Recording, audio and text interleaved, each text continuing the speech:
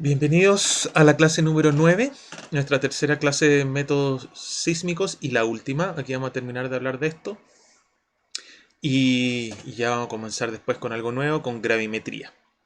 Bueno, ¿en qué habíamos quedado la vez pasada? Primero hagamos un repaso del procesamiento de los datos sísmicos. Acordémonos que primero hacíamos un formateo, revisión, edición de datos que estuvieran malas, corregíamos la amplitud, producto de que la señal se atenúa a mayor distancia, hacíamos la deconvolución para tratar de reconstituir la señal original eh, derivada de la cambios de velocidad y de densidad del medio. Entonces luego hacíamos la corrección estática para compensar por la topografía si fuera necesario. Reconstruimos la geometría del CMP con todas nuestras trazas. Hacíamos el análisis de velocidad, ploteando al cuadrado el tiempo de ida y vuelta y la distancia para encontrar las velocidades y los tiempos de ida y vuelta al ápice, que no necesariamente lo voy a haber medido. Y con eso seguimos la corrección NMO para poder hacer el stacking, el apilamiento, hacer que el ruido se cancele, que la señal se amplifique. Luego hacíamos la migración para compensar el efecto de las reflexiones laterales y eventualmente podíamos hacer una tomografía de tiempo de viaje o una inversión de frente de onda de manera de reconstruir de manera más completa la estructura subsuperficial, digamos, bajo la superficie. Pero esta línea de análisis no es la que siempre se sigue, ¿ya? Ahora vamos a hablar de varias líneas de análisis. Esto es lo fundamental para estudiar la estructura, ¿ya? Pero vamos a hablar de algunas líneas de análisis que paran aquí, en la reconstrucción de la geometría, y después siguen de otra manera revisando los datos. Entonces esta no es la única forma. Esta es la forma clásica si lo que uno quiere es ver la estructura de las capas y de los cambios de densidad, ¿ya? Y estas otras maneras de las que les quiero hablar son cosas que se ocupan para medir otras cosas. Es decir, en la primera clase de sísmica vimos que en ciencias de la Tierra, en ciencias de la criósfera, perdón, los métodos sísmicos son utilizados para medir el espesor del hielo, ¿ya? Medir la profundidad del agua bajo el hielo, estudiar la estructura debajo de los sedimentos de los glaciares. Hasta ahí lo podemos hacer con el procedimiento que hemos venido hablando, ¿ya? Pero hay otros estudios, por ejemplo, estudiar las propiedades mecánicas del hielo, su reología, cómo se comporta ante cómo se comporta ante la presión o la tensión, estudiar la estructura térmica del glaciar, estudiar la anisotropía del hielo o estudiar procesos de deslizamiento basal, ¿ya? Y para esto vamos a mencionar algunos de estos y vamos a ir revisando varios ejemplos para que se hagan una idea de todo lo que se puede hacer con sísmica. Hay muchos métodos que encuentran pequeñas sutilezas que pueden ser muy útiles para interpretar los datos sísmicos.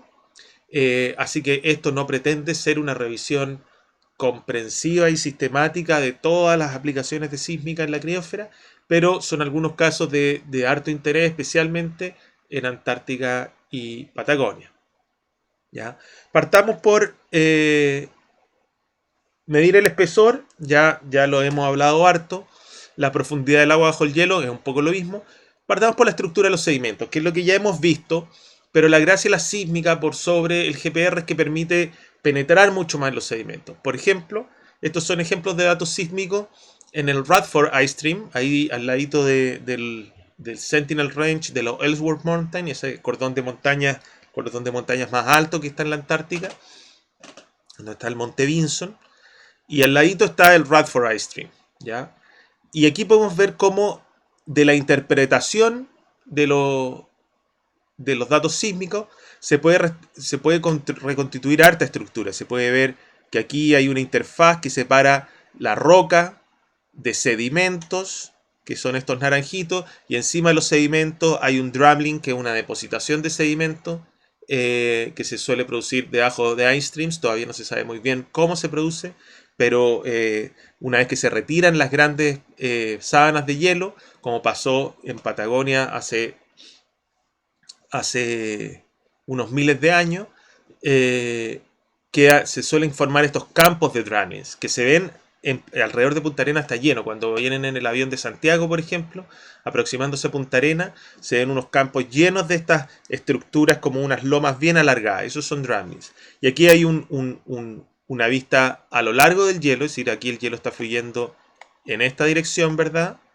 Y se ve la estructura alargada del drumlin. Si hacemos un perfil de radar en la dirección perpendicular, de manera que el hielo está fluyendo como hacia adentro de la pantalla, se ve el perfil del drumlin en este sentido.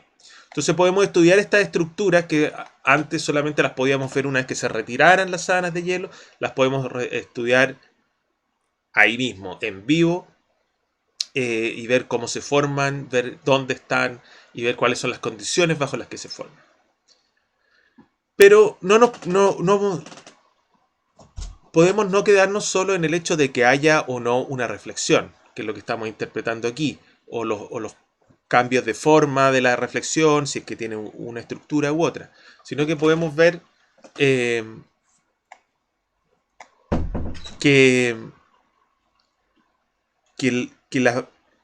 podemos fijarnos en la potencia reflejada en cada punto. En el fondo, cada uno de estos lugares refleja, pero estos reflectores no tienen siempre la misma potencia, no se ven igual de claro. Entonces, veamos un poco ese tema de la potencia reflejada. Lo más simple es con la onda que incide normalmente, perpendicular. Cuando hablamos del radar, vimos que esto se generaba, que uno podía calcular bastante fácil la potencia incidente. Teniendo la potencia de la onda incidente, uno podía calcular bastante fácil cuál es la potencia de la onda que se transmite y cuál es la potencia de la onda que se refleja, ¿ya? Y esa potencia dependía de los índices de refracción. En el caso sísmico, tenemos la ventaja de que cuando hay incidencia normal, una onda P produce otra onda P. No hay intercambio, no se producen ondas S. Y eso simplifica bastante el tema. Entonces tenemos que en el caso de potencia de reflexión normal de ondas P, simplemente una función de la impedancia acústica, ¿ya? En radar, si se acuerdan, teníamos exactamente la misma ecuación, pero en vez de Z teníamos N, el índice de refracción. En el caso, y N en términos generales, en ese caso actuaba como la impedancia del medio, ¿ya? Que es un término que es mucho más aplicable y amplio a solo la óptica y las señales de radar, o que solo las señales sísmicas. Se ocupa en electrónica, en cualquier tipo de señal. Entonces tenemos que la potencia reflejada por la incidencia normal de ondas P va a ser la impedancia del medio 2 menos la impedancia del medio 1 partido por la impedancia, la suma de las impedancias. Y la impedancia acústica en este caso, no quiero que se complique con la palabra, es simplemente la densidad multiplicado por la velocidad de la onda, ¿ya? Entonces la impedancia aumenta si es que yo tengo un medio más denso y que tiene velocidades más rápidas, y disminuye si tengo un medio menos denso con velocidades más lentas. En general, para materiales específicos, y eso lo vamos a ver más adelante,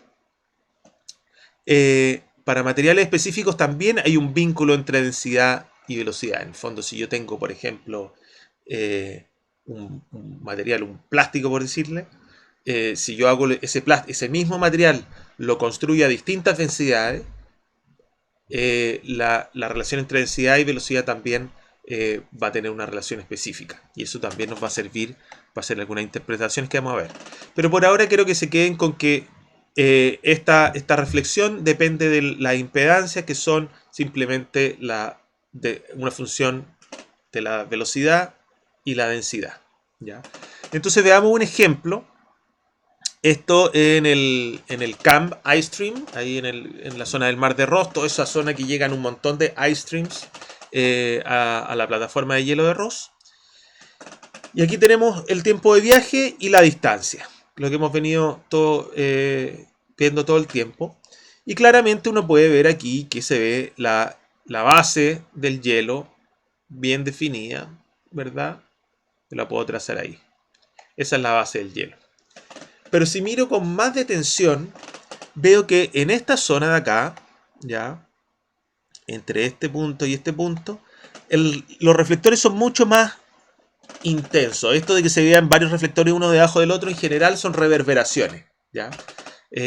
Básicamente tenemos una capa, después otra capa, entonces se queda rebotando en esa interfaz.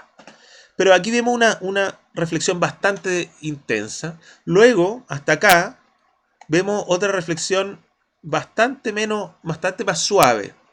Luego aquí hay otro régimen y acá hay otro régimen.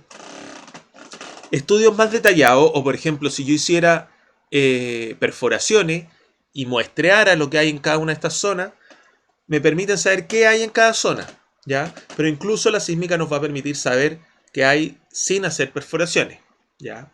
O haciendo muchas menos perforaciones. Y básicamente, por ejemplo, en este caso la interpretación es de que en esta zona de acá arriba tenemos sedimentos congelados y roca, es decir, un material muy duro, ¿ya? En esta zona tenemos sedimentos congelados, acá también duros.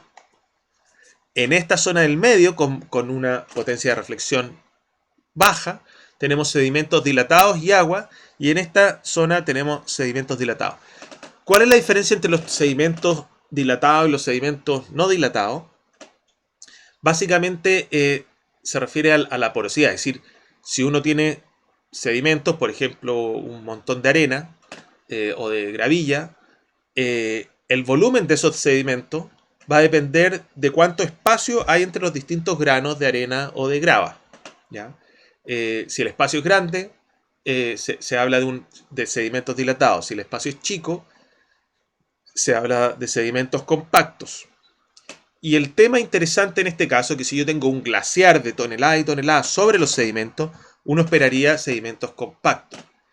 Pero si es que yo estoy deformando esos sedimentos, los estoy forzando a dilatarse. Vamos a hablar un poco más de esto porque es bien importante. Aquí tenemos una foto de un glaciar. Esta es la foto la saqué yo en el Yukon. Entonces tenemos el glaciar arriba y acá se ven los sedimentos que están debajo, ¿ya? Y vemos que los sedimentos están compuestos de esto, lo que se llama el til, que es el clásico sedimento glaciar en que se mezclan granos de grano pequeño con elementos de grano grande. Vemos aquí hay algunas piedras metidas y entre medio hay un grano muy fino. Acerquémonos un poco. Este es el til, ¿ya? Entonces vemos estos granos súper grandes mezclados con granos más chicos y con cosas arcillosas muy finas. Bueno, la idea es que si el glaciar simplemente se mueve sobre esta interfaz y avanza así y nada más, entonces este sedimento va a estar bien compacto por el peso del glaciar. Pero si el glaciar está deformando los sedimentos y los sedimentos se están deformando, cada grano va a estar obligado a rodar un poco, ¿ya? Y al rodar, como no son esféricos, al rodar va a cambiar su forma y, por ejemplo, este grano de aquí, si rodara para adelante, compactaría todo esto de acá y generaría un espacio acá, entonces ya la ocupación del espacio no sería tan rápida. Para que un sedimento compactado llegue a este estado de compactación, se necesita tiempo para que el agua lleve pequeños sedimentos y esos pequeños sedimentos vayan rellenando cada espacio vacío que queda, ¿ya? Básicamente este sedimento actúa como un filtro. El agua trata de atravesar este filtro muy lentamente con el tiempo y acarrea pequeños sedimentos, y esos sedimentos se van quedando atascados cuando llegan a un lugar en que no pueden pasar. Entonces cada vez los espacios se van llenando más y más y más, y cada vez va atrapando sedimento más fino hasta que prácticamente no queda espacio, ¿ya? Pero si yo deformo este sedimento y obligo a que estos pequeños granos de material comiencen a rodar y a moverse, voy a generar espacios. Entonces el hecho de ver acá abajo sedimentos dilatados y no dilatados nos está hablando de distintos tipos de deslizamiento basal. Donde están dilatados nosotros decimos, ok, ahí el glaciar se está moviendo y los sedimentos se están deformando, ¿ya? No tenemos como el caso de que el glaciar anda sobre algo sólido como la roca, sino que los sedimentos se están deformando. Entonces, cuando la deformación del hielo, el desplazamiento entre el hielo y los sedimentos y la deformación de los sedimentos se suman, uno puede tener velocidades mucho más rápidas, porque ahora tenéis más cosas que se están deformando, ¿ya? Y además uno tiene velocidades que reaccionan de manera distinta, porque el deslizamiento entre, por ejemplo, entre la roca y el glaciar puede tener una física un poco diferente al el deslizamiento producto de la deformación de los sedimentos, ¿ya? En este caso tenemos dos casos.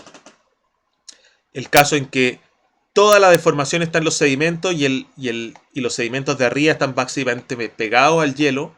Entonces toda la dinámica de desplazamiento del glaciar en esta dirección, digamos, se debe a la deformación de los sedimentos. Tenemos el caso contrario, en que toda la dinámica se produce, que esto está congelado, y toda la dinámica se produce producto de la deformación del hielo, que normalmente es un perfil así, el hielo de más arriba se mueve más rápido y el hielo de más abajo más lento. Vamos a tener el caso en que ni el hielo ni los sedimentos se deforman, sino que toda la dinámica está controlada por el deslizamiento entre el hielo y la base, que eso es más común cuando tienes roca.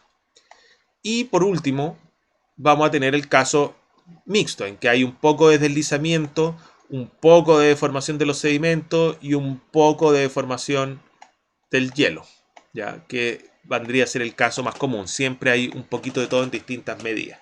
Los otros son extremos. Entonces, ¿cómo funciona esto? Es decir, de este modo existe un contraste entre velocidades P y S, porque las velocidades P y S, acuérdense, dependen de la densidad. Y hay un contraste de densidad también entre sedimentos congelados y descongelados en reposo y sufriendo deformación. Si los sedimentos congelados y descongelados tienen la diferencia de que uno no tiene agua, entonces la velocidad de las ondas S, que son muy sensibles a la presencia de agua, va a cambiar mucho. Y además en el sedimento congelado va a tener mucha más potencia porque hay menos atenuación producto de esta agua. Y los sedimentos descongelados, si están en reposo, van a tender a estar en una forma muy compacta. Aquí hice un ejemplo suponiendo que un solo tamaño de grano, pero si uno tiene múltiples tamaños de grano, estos espacios normalmente van a estar rellenados por granos más chicos. Y si yo obligo a estos sedimentos a deformarse, si yo empujo este montón de sedimentos, por ejemplo acá, yo lo empujo, están obligados a deformarse y van a pasar a hacer algo así, en que cada grano necesita rotar y al rotar ya no van a estar en su forma en que calzan mejor y van a generar grandes espacios vacíos. Entonces eso va a aumentar la densidad, va a disminuir la densidad del sedimento y va a disminuir sus propiedades mecánicas, la velocidad de ondas P, y por eso que tenemos este contraste tan claro en que podemos distinguir sedimentos que están siendo deformados de los que no, ¿ya?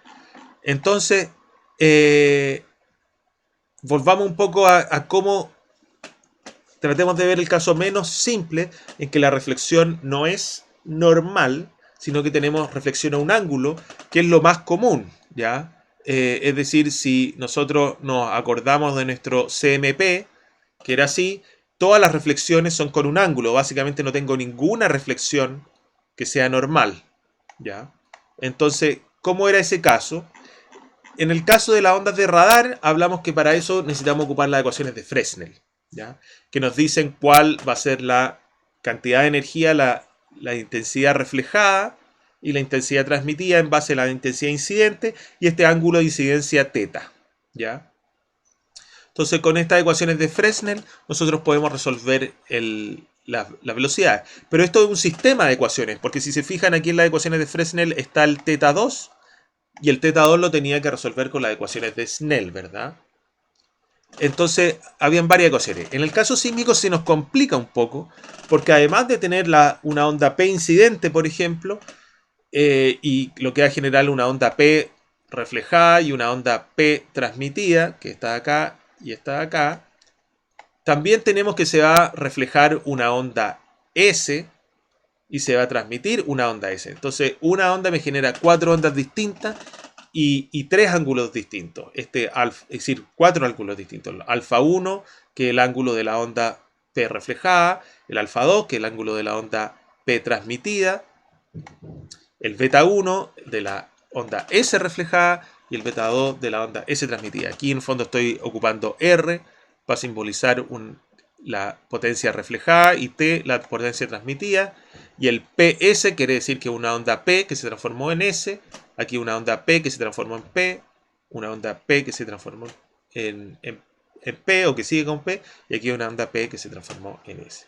Aquí tengo que poner eso en mayúscula, lo voy a marcar para acordarme.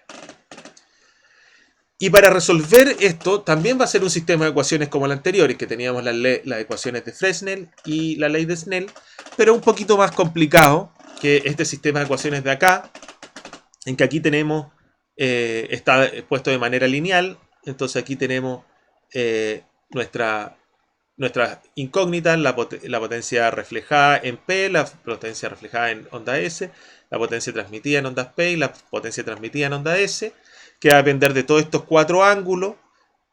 Y si yo resuelvo este sistema de ecuaciones, tengo cuatro ecuaciones, cuatro incógnitas, se puede resolver de manera perfecta. Puedo saber cuáles son las potencias de cada una de mis ondas, ¿ya?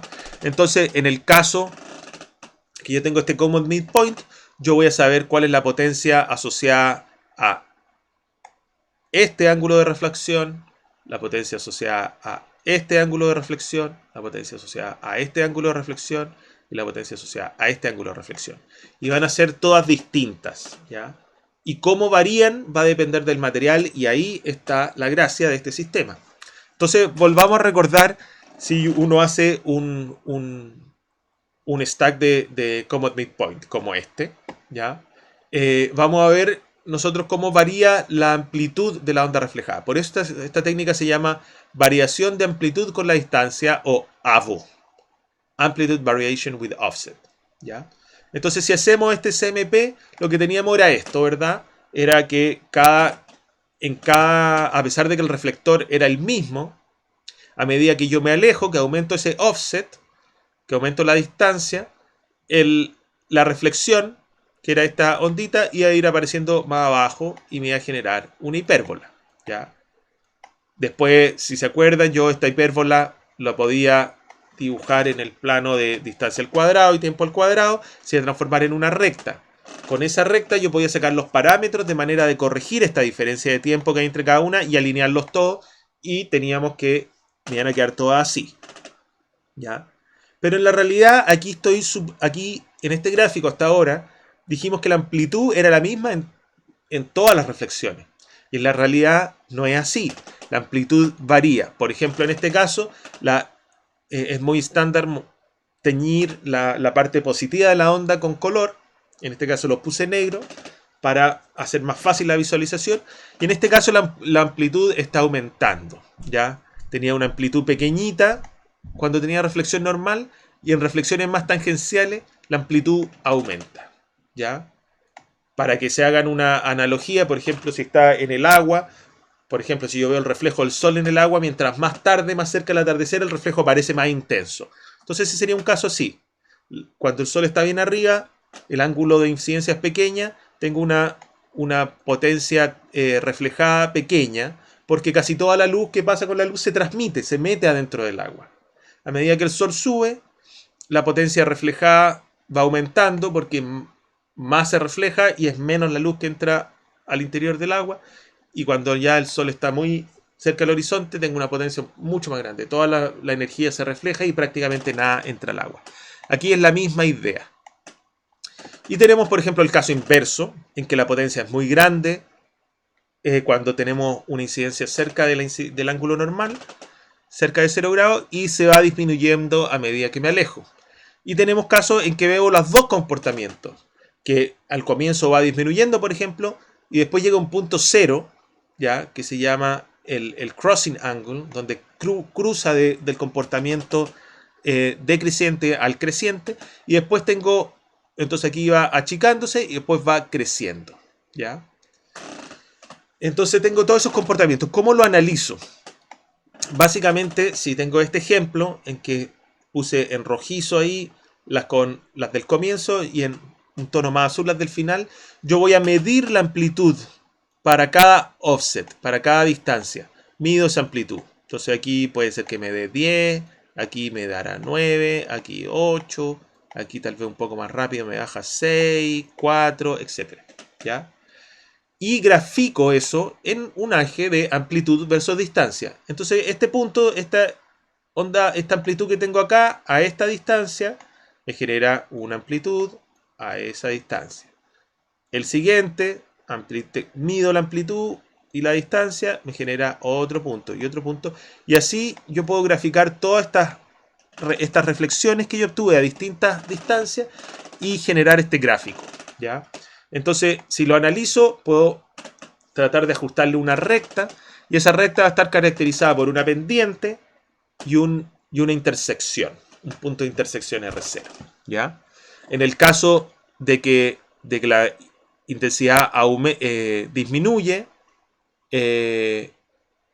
perdón, aquí disminuye, en caso de que la intensidad aumenta, yo tendría una pendiente en el otro sentido que sube, y en el caso en que paso por el 0, significa que, por ejemplo, que la recta atraviesa la amplitud 0. Entonces aquí está disminuyendo la amplitud y después aquí va aumentando la amplitud, pero negativa, invertida, que es lo mismo que vimos en este ejemplo de... ¿Dónde se me quedó? De acá, ¿verdad? La amplitud va disminuyendo, positiva, cada vez más positiva, pasa a ser 0 y después pasa a ser negativa. Entonces sería el caso en que esta línea atraviesa el eje 0, ¿ya? Entonces, una vez que tengo esta pendiente y esta reflexión, yo puedo pasar a otro espacio que se llama el ADO crossplot, como el gráfico cruzado de ADO, ¿ya? Entonces, todo este CMP, todo este conjunto de trazas, se van a transformar simplemente en un puntito, ¿ya? Que depende de su R0, que lo calculamos acá. Entonces aquí sería SR0 y de la pendiente G, que en este caso sería un valor negativo por ahí. Y en este gráfico, entonces, este material, el material que está generando estas reflexiones, me genera un punto ahí, donde está la estrellita roja. Y el tema es que distintos materiales se generan reflexiones en distintos puntos, ¿ya? Entonces, un tipo de material podría generar reflexiones en esta zona, ¿ya? Otro material reflexiones en esta zona y otro material en esta zona. Entonces, en este caso, en este ejemplo, yo diría que este es el material 2. ¿Ya? Entonces, yo sé que lo que estoy viendo está hecho del material 2. ¿Y qué material puede ser esto, por ejemplo? Esto se ocupa mucho en prospección de recursos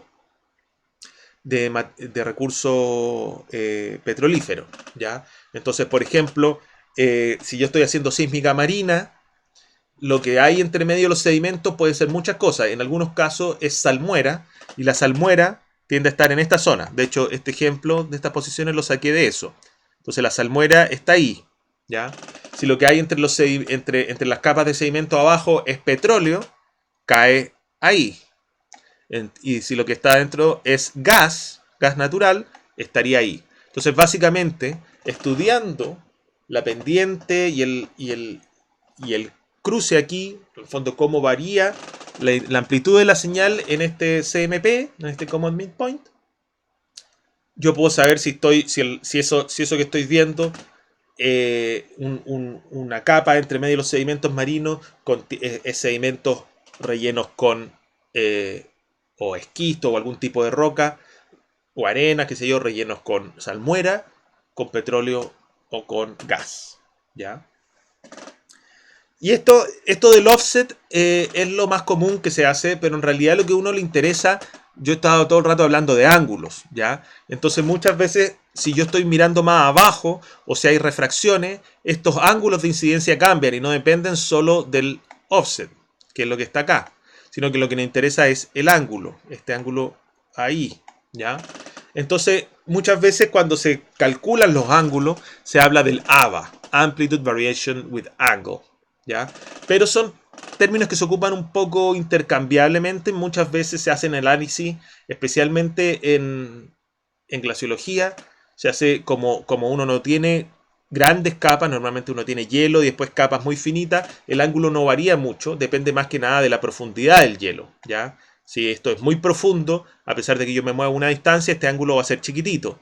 Si esto es muy somero, este ángulo va a ser grande para la misma distancia, para el mismo offset. Entonces, muchas veces se intercambian AVO y AVA, pero lo que nos importa es el ángulo. Entonces, una vez que tengo estos gráficos, yo dije, los puedo poner en este crossplot. Y a pesar de que yo no sepa qué material hay abajo, yo puedo simular. Entonces, si yo no estoy interesado en materiales que están ya tabulados, digamos, como el petróleo, la salmuera y el gas, yo lo que puedo hacer, ok, estoy buscando un material, ¿qué cosa puede haber debajo de un glaciar, por ejemplo? Pucha, no sé, pero no va a haber plástico, ni va a haber vidrio, ni va a haber petróleo probablemente tampoco. Entonces yo sé más o menos qué es lo que puede haber. Y yo digo, ok, probablemente son sedimentos, esos sedimentos glaciares, y adentro pueden tener agua, pueden tener hielo, y pueden tener salmuera, por ejemplo, o agua de mar. Y eso puede ir mezclado con distintas densidades. Mucho sedimento y poca agua de mar, o mucha agua de mar, poco sedimento. Entonces yo puedo generar lo que se llaman, genera un modelo de cómo podría ser. Ok, entonces pruebo con 1000 combinaciones en todo el rango de densidades, en todo el rango de salinidades del agua, por ejemplo. Pruebo con 1000 combinaciones y esas 1000 combinaciones van a caer en un montón de puntos, y esos puntos van a generar una nubecita, digamos, igual que las que están acá. Entonces, que eso es para todo el rango de densidades de sedimento, por ejemplo, y todo el rango de salinidades, todo el rango que se me ocurre, todo el rango razonable, ¿ya? Entonces, ahí tengo ese área donde caería esto, ¿ya? Entonces, después yo puedo saber si cae, y después lo puedo hacer con otro rango en el fondo, los sedimentos, en vez de con agua de mar, con agua dulce. Y eso tal vez me generaría otra zona acá, que puede que se intercepten. Entonces, pero si yo sé que una reflexión me cae acá, digo, probablemente son sedimentos con agua de mar. Y si me cae acá, probablemente son sedimentos con agua dulce. Si cae acá, no lo sé, ¿ya? Pero igual me entrega mucha información. Entonces uno hace estos modelos bayesianos, que se llaman, que uno prueba con todo el espacio de variables que cree que pueden ser razonables, y ve dónde cae cada una. Y si esos distintos tipos de material caen en zonas diferentes, entonces esta técnica me permite diferenciarlo. Entonces, volviendo a este gráfico que vimos al comienzo, con esta técnica en el KIME iStream, esto lo saqué de un paper del 2007, de Peters y Anandakrishan, que creo que era uno de los mismos autores del paper del que habló Edgardo. Entonces ellos hicieron básicamente eso, estudiaron estas trazas, están hechas de la suma de todos, de hacer un stack de todas las trazas de cada CMP que se formó durante este perfil, ¿ya? Entonces cada una de estas trazas es un stack, una suma de muchas trazas de un CMP. Pero después ellos analizaron también esos CMP por separado, vieron cómo varía la amplitud y hicieron modelos, ¿ya? Para saber qué era cada una de estas cosas. Entonces, por ejemplo, en un sector de este perfil, por ejemplo, entre los 900 y los 1200 metros a lo largo del perfil, la amplitud variaba de esta manera con el ángulo de incidencia, todas las estrellitas rojas, ¿ya? Entonces teníamos una amplitud que partía bastante alta y iba disminuyendo a medida que aumentaba el ángulo. Aquí tenemos ángulo entre 0, nunca es 0, aquí se parte de, qué sé yo, 1 grado, y nunca es 0, ¿por qué? Porque el receptor y el transmisor no pueden estar en el mismo lugar. Eso significaría estarle pegando martillazos o haciendo explotar mi geófono. Hasta poco más de 40 grados, ¿ya? Pero en otra zona del perfil, entonces eso era de 900 a 1200 metros. Es decir, 900 a 1200. Es decir, eso son datos de por acá. 900 a 1200 metros. Eso debe ser como por acá. O por ahí. Una cosa así. Luego, de 9000 a 9300, es decir, por acá, 9000 a 9300, este pedacito de acá, la variación de intensidad con el ángulo era muy distinta. Partía negativo y aumentando cambiaba de signo y cambiaba menos durante. Entonces, ¿qué hacen? ¿Qué hicieron ellos? Dijeron, ok, podemos traspasar esto a un AVO crossplot, ¿ya? O podemos hacer un modelo más complejo, ¿ya? Para hacer esto, el crossplot está asumiendo de que este gráfico de la amplitud de distancia es una línea recta. Y eso es una simplificación que se ocupa mucho en la sísmica marina. La gente que hace prospección de petróleo ocupa mucho esa simplificación. Ahí funciona muy bien. Pero en otros casos puede ser mejor ocupar todas las ecuaciones de Soeprit que vimos y calcular realmente la forma de esa función, que no es perfectamente una recta, es un poco diferente. Aquí vemos un gráfico donde se hizo eso, ya, en fondo se tomó eso y se dijo, ok, esto está hecho de sedimento y agua, o sedimentos y hielo, ya, y esos pueden tener distintas densidades. Entonces dijeron, ok, ¿qué modelo se ajusta más? Si ocupaban la idea de sedimentos congelados, podían obtener estas líneas. Pero obviamente la línea va a ser distinta si yo asumo que la velocidad de la onda S es una, la onda P es otra y la densidad. Si yo cambio la densidad de la onda S y la onda P y la densidad, voy a tener otra línea. Y si la sigo cambiando, voy a tener otra. Pero pueden ver un rango y ven que aquí, si yo muevo la densidad de las ondas S entre 2600 y 1800, de las ondas P entre 7300 y 3100, y la densidad entre 1008 y 1500, yo puedo generar todo este rango. Entonces sé que los materiales que están ahí están en ese rango, ¿ya? Obviamente la densidad puede no ser la misma en todo el perfil. Entonces obviamente esto varía. También estas oscilaciones tienen que ver con interferencia de las ondas de superficie de las que hablamos, ¿ya? Entonces hay otro factor que te genera oscilaciones. Entonces básicamente aquí ellos dijeron, ok, el mejor ajuste es para sedimentos congelados con velocidad S de 2000 metros por segundo, velocidad P de 3000 metros por segundo y densidad de 1900 kilogramos por metro cúbico. Entonces así ellos pudieron decir, ok, estos datos son consistentes con esto. Si lo que hay abajo es petróleo, que es muy improbable, probablemente están totalmente equivocados. Pero si efectivamente lo que hay abajo son sedimentos congelados, probablemente estas son las densidades. Y si fueran sedimentos dilatados, si se fijan, el perfil es totalmente diferente, ¿ya? Si uno modela esos sedimentos dilatados con agua y con cantidades de agua importantes dentro de los granos, producto de la dilatación que genera esta deformación bajo la que están subiendo, uno tiene curvas que en vez de ir bajando, van subiendo, ¿ya? Y también, nuevamente, tengo diferentes densidades y diferentes ondas S. Aquí vemos que las ondas S son mucho más lentas por la presencia de agua, 400 metros o 300 metros por segundo en comparación a 2600 o 1800. Y las ondas P también son un poco más lentas, pero no tanta diferencia, como la mitad de lo anterior. Y las densidades son similares, ya, porque la densidad del hielo y el agua no es tan diferente. Hay un factor de un 90% ahí.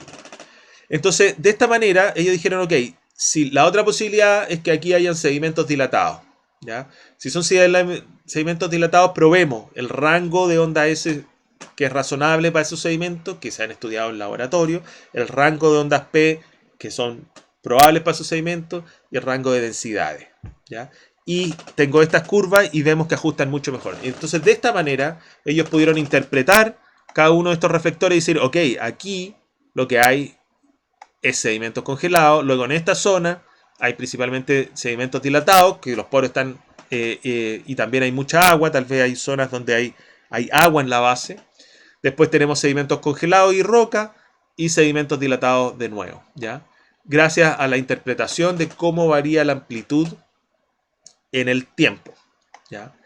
Y lo interesante es que a veces yo puedo no saber exactamente cuál es la amplitud, ¿ya? La amplitud, como les dije, tiene este efecto de las ondas superficiales, hay atenuación, y para reconstruir estas amplitudes yo tuve que hacer eso de la ganancia que hablamos, ¿ya? Porque los que están más lejos viajan más, entonces a veces hay muchos errores en la amplitud, pero lo que sí yo puedo ver son cosas que no dependen de la amplitud, como por ejemplo a qué ángulo se produce este cruce. Por ejemplo, aquí este material, aunque yo no sepa bien la amplitud, si yo tengo malas mis amplitudes me puede dar cualquier pendiente distinta.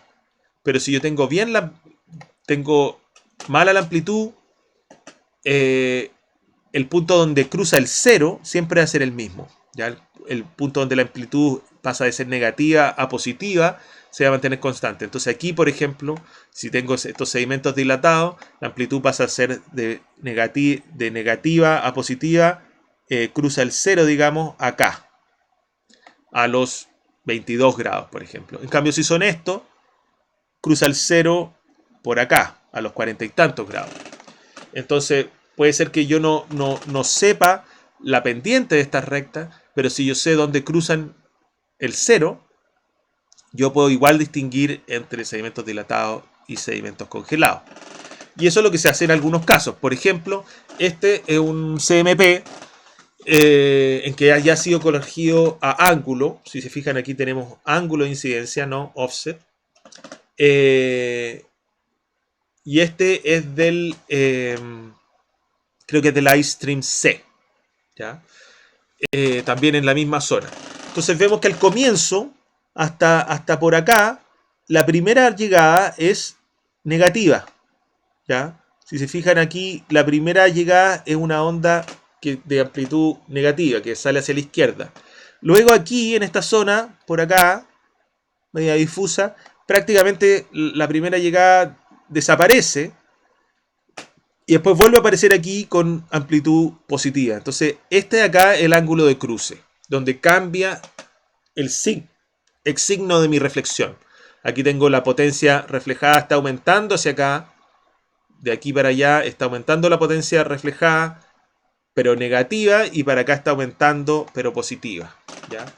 Entonces, es lo que yo les decía. En este caso, el autor, que también es este gallo Anandra Krishnan, que ha trabajado mucho con sísmica en la zona de los iStream.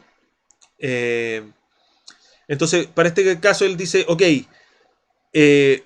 supongamos que mi onda P fuera 1700 metros por segundo, lo que para sedimentos tiene una densidad asociada, ya, más o menos, que se puede estimar bastante bien, y que mis ondas S varíen de 100 metros por segundo a 700. Entonces tengo todas estas posibilidades. El coeficiente de reflexión versus ángulo de incidencia va a tomar todas estas formas posibles, ¿ya? Pero si la velocidad P fuera 1600 metros por segundo, con el mismo rango de onda S de 100 a 700, tendría estas otras posibilidades. Y él tenía muchos errores que no le permitían medir bien la amplitud absoluta, porque esto de la ganancia, qué sé yo, generaba mucho incertidumbre, no saber la atenuación, otras cosas, pero sí puede ver dónde cruzan estos valores cruzan el cero.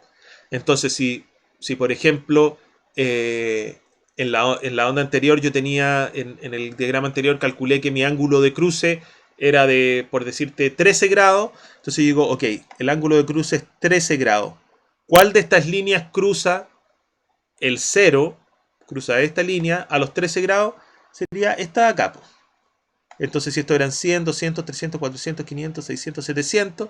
Entonces probablemente tengo onda BP de 1700 metros por segundo y onda S de 100, 200, 300, 400 metros por segundo.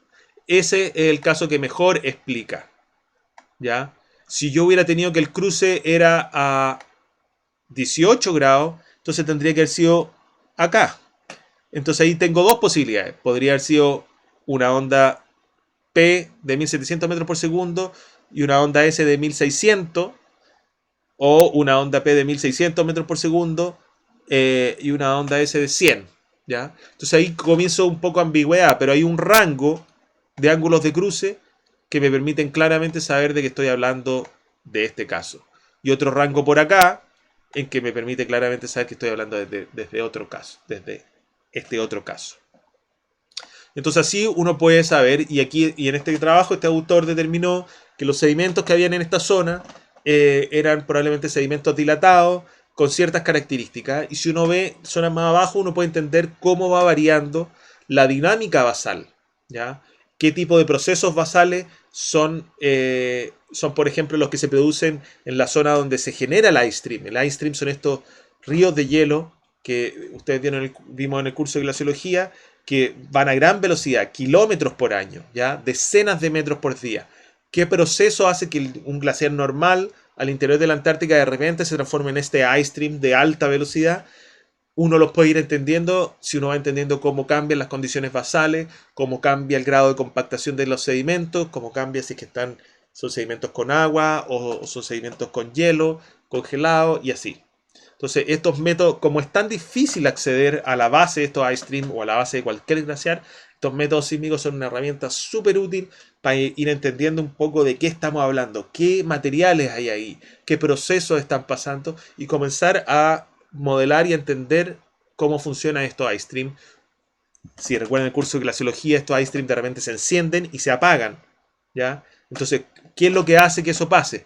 Es fundamental saberlo para saber, por ejemplo, si los ice stream que hay ahora se van a apagar. Eso cambiaría brutalmente nuestras proyecciones de alzamiento del nivel del mar. Si se enciende uno de los ice stream, si se activa uno de los ice stream que ahora está inactivo, también cambiaría mucho nuestras proyecciones del nivel del mar. Entonces es muy importante entender estos procesos. Otra cosa que podemos hacer con sísmica, ya pensando en la nieve, es estudiar las propiedades del firn o la neviza, que es esa capa de nieve cada vez más densa que va a generar, que está sobre los glaciares. Si recordamos, la nieve cae, se va compactando, se transforma en firn, y cuando ese firn se compacta al punto de que las burbujas de aire los fragmentos de aire entre los granos de hielo quedan aislados, en fondo se transforma en un bloque de hielo con burbujas de aire, ahí le llamamos hielo. Y la gracia de esto es que la densidad aumenta progresivamente. Tenemos poca densidad aquí y progresivamente va aumentando más densidad hasta que llegamos al hielo, que también aumenta densidad pero más lento. Entonces, ¿qué hace eso? ¿Qué pasa a una onda? ¿Qué le pasa a una onda que entra a un medio con menos densidad? Se va a difractar un poco hacia la derecha. Va a doblar en este sentido. Entonces, si tengo un medio en que la densidad aumenta continuamente, las ondas van a viajar así, de esta manera, ¿ya? Y entonces la sísmica se transforma en una herramienta excelente porque sé que si estoy mirando lo que observo en este geófono, estoy observando las propiedades del firn a baja profundidad. En este geófono voy a estar observando las propiedades del firn a mayor profundidad. Igual hay un efecto de las propiedades del firn a menor profundidad, porque la señal viaja por eso, pero es menor. La mayor parte del tiempo lo pasa a mayor profundidad, y además que con este ya sé las propiedades de arriba, entonces puedo deducir las propiedades de abajo, y así mientras más lejos hasta que puedo observar las propiedades del firn más profundo. Puedo estudiar las propiedades de todas las columnas de firn, ¿ya? Obviamente voy a tener algunos problemas porque hay señales, por ejemplo, las señales con refracción total que viajan por la interfaz, que me van a llegar tal vez antes que esta, ¿ya? Entonces voy a tener que ser muy cuidadoso a interpretar la señal, ¿ya? Y obviamente tengo la señal también que cruza el hielo, rebota y vuelve arriba, ¿ya? En el hielo, como el gradiente de densidad es más suave, también se produce esta curvatura, pero no es tan pronunciada, ¿ya? En el firn es muy pronunciada porque la densidad cambia mucho. Y eso lo podemos ver. Si uno hace un corte en la nieve, la densidad arriba es siempre bien suavecita y la densidad abajo es mucho más densa por el mismo peso de la nieve. Entonces la gracia de esto es que nosotros podemos estudiar las propiedades mecánicas del firn, cómo varían. ¿Por qué? Porque la velocidad de onda depende de las propiedades mecánicas. Acuérdense que la velocidad de onda depende de la densidad, por ejemplo, ¿ya? Y depende de los coeficientes. Hablamos del momento elástico y de otros momentos mecánicos que son asociados a qué tan fácil es para este material comprimirse en una dirección u otra. Entonces, uno de los coeficientes que se puede calcular y que es muy interesante se llama el coeficiente de Poisson. El coeficiente de Poisson es un parámetro de interés. Vamos a ocupar la letra griega nu para simbolizarlo, que mide la relación entre la deformación transversal y longitudinal. Y es una variable clave para entender el proceso de formación de crestas.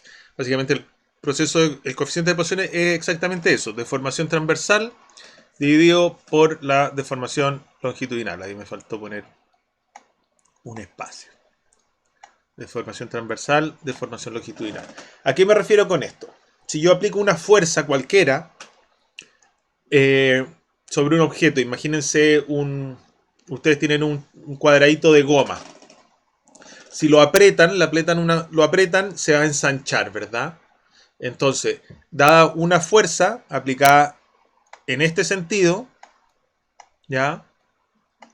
Eso va a generar una deformación en ese sentido, que sería una deformación longitudinal, ¿ya? Ahí tienen la deformación longitudinal.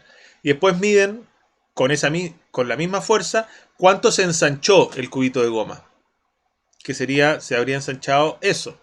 Y esa sería la deformación transversal.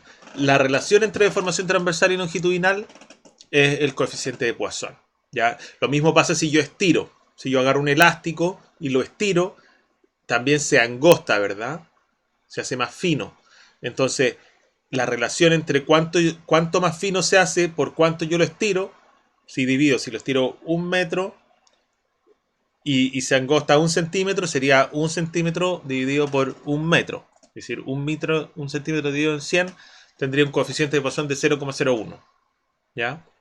Entonces, eso es básicamente el coeficiente de Poisson. Y es fundamental para entender el proceso de formación de grietas. Si yo estiro el glaciar, cuánto se ensancha y cuánto eso cambia las propiedades del hielo y hace que se propague la fractura. Lo interesante es que el coeficiente de Poisson también puede ser calculado en función de las velocidades de propagación de las ondas P y S. Aquí tengo dos expresiones distintas. La primera, esta de acá, vemos que el coeficiente de Poisson es una función bastante sencilla de la relación, del ratio, de la división entre la velocidad de ondas P y velocidad de ondas S. Otra forma de escribirlo, un poco más compacta, es esta, pero no se hace tan obvio de que en el fondo que lo único que uno necesita saber no es el valor de la onda P y de la onda S, sino que solamente la relación entre ellas. Cuanto más grande es una que la otra. Pero para derivar esta forma de calcular el coeficiente de Poisson, se tiene que asumir que el material es isotrópico. Eso quiere decir de que en cualquier dirección es igual. Por ejemplo, si yo lo comprimo en un sentido de izquierda a derecha, el coeficiente de Poisson va a ser lo mismo, es decir, la deformación transversal a esa fuerza va a ser la misma que si yo lo comprimo de arriba a abajo, ¿ya? Eso en general es cierto, pero no siempre. Hay materiales que no son isotrópicos, especial en el hielo. Eso suele pasar cuando hay una matriz cristalina de los cristales de hielo, están todos alineados para un lado por alguna razón, ¿ya? Pero en general, como la nieve cae en cualquier dirección, tenemos un material isotrópico. Entonces, básicamente, uno puede medirla con el tiempo de llegada de las ondas P y las ondas S. Yo puedo calcular esto. Tengo el tiempo de llegada de mis ondas P, calculo la velocidad P, y el tiempo de llegada de las ondas S, calculo mi velocidad S. Y yo puedo calcular el coeficiente de Poisson a distintas profundidades, ¿ya? Pero un problema es que las ondas P son las primeras que llegan, entonces medir el momento en que llegan las ondas P es fácil.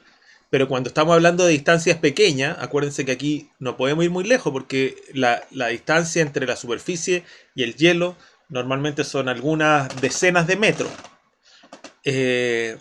Entonces, en decenas de metros, las ondas P y las ondas S llegan muy juntas. Entonces, normalmente las ondas S quedan ocultadas bajo reverberaciones y otras fuentes de ruido derivadas de las ondas P, ¿ya?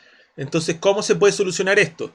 Ya sabemos que con esto podemos simplemente detonando, pegando un martillazo acá o un explosivo, veo cuánto se demoró la primera señal en llegar acá y tengo mi velocidad y puedo calcular mi velocidad de ondas P.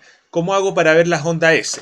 Hay una técnica bien interesante en que básicamente hacen un pozo en la nieve, ¿ya? Esta es la superficie de mi glaciar y yo hago un pozo rectangular en la superficie del glaciar y ocupo en vez de pegar un martillazo contra el glaciar hacia abajo, lo pego contra la pared de este pozo, ¿ya? contra una pared u otra. Entonces digamos que mi línea sísmica, donde están mis geófonos, están a lo largo de esta dirección. ¿Ya? La dirección de la línea sísmica. Entonces, si yo golpeo el lado derecho, digamos, de este pozo, las ondas P van a radiarse así nomás porque son ondas compresivas, ¿verdad? Entonces voy a tener ondas P que oscilan en esta dirección, para adelante y para atrás. Oscilan para allá y para acá, para allá y para acá. Así oscilan las ondas P. Y las ondas S van a partir, si yo golpeo para allá, van a partir entonces para allá y van a ser así. Van a ir para un lado y para el otro, para un lado y para el otro. Luego si hago lo mismo para, en este caso, en el otro lado, en el lado izquierdo del pozo, las ondas P van a ser iguales. Van a ser para adelante y para atrás, para adelante y para atrás, para adelante y para atrás. Pero las ondas S van a partir hacia el otro lado. ¿Ya? Y van a ser así. Porque el golpe fue en ese sentido. Entonces primero van a ir hacia este lado, hacia la izquierda en este caso, y van a ir así. Entonces lo que hacen es básicamente hacen una fuente, un martillazo para este lado y para este lado. Las ondas P son iguales, las ondas S están invertidas. Entonces después restan la traza que obtuvieron de esta fuente con la traza que obtuvieron de esta fuente. Como las restan y las ondas P son iguales, la onda P se cancela. Y como las restan y las ondas S tienen signo invertido, la onda S se amplifica. ¿Ya? Entonces, eso es lo que hacen, y con eso tú puedes eliminar las ondas P y amplificar la onda S. Y así poder ver la primera llegada de las ondas S. Entonces, en este caso, por ejemplo, los geófonos estaban puestos verticalmente en el gráfico de la izquierda. Es decir, los geófonos estaban instalados de manera que medían el movimiento en la vertical, de arriba hacia abajo. ¿Ya?